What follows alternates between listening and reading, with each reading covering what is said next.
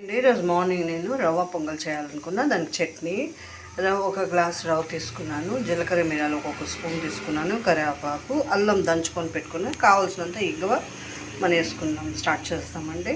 కాస్త నెయ్యి వేసి రవ్వ వేయించుకుంటాం. చూసారా, రవ్వ ఇది మామూలు రవ్వ అండి. ఇది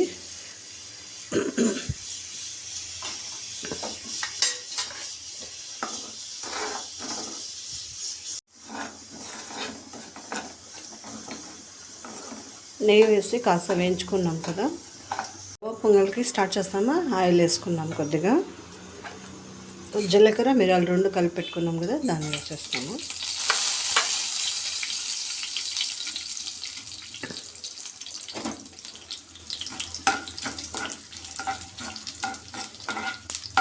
వేగింది కదా.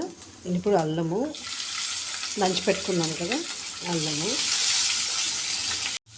ఇంగువ,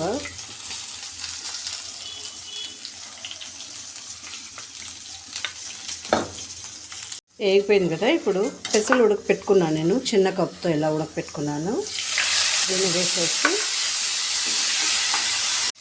వేసేస్తున్నాం కదా. ఇప్పుడు ఈ గ్లాస్తో వేసుకున్నాం కదా, ఇప్పుడు ఈ గ్లాస్తో ఒక గ్లాస్ వేసుకున్నాం కదా, దీంట్లో 2 గ్లాస్ వాటర్ వేసేస్తాం.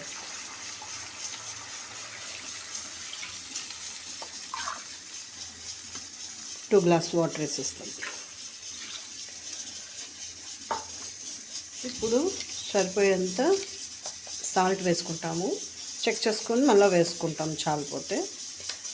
దీంతో ఈ చిన్న కప్పుతో నేను కాస్త హాఫ్ వేసుకొని పెసరపప్పు వేయించి లైట్గా దోరగా వేయించి ఒక విజిల్ కుక్కర్ పెట్టుకొని మెత్తగా ఉడకపించుకున్నాను. దీనిలో వేసేస్తున్నాం కదా, చూస్తున్నారు. ఇప్పుడు వాటర్ తెలుతుంది కదా.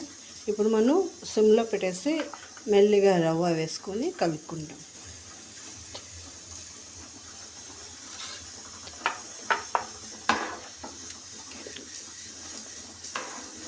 చూసారా, రవ్వ పొంగల్ రెడీ అన్నమాట. మనం ఇట్లా ఈజీగా చేసుకోవచ్చు, టేస్టీగా ఉంటుంది. బాగా కాసేపు ఉడకనిద్దాము.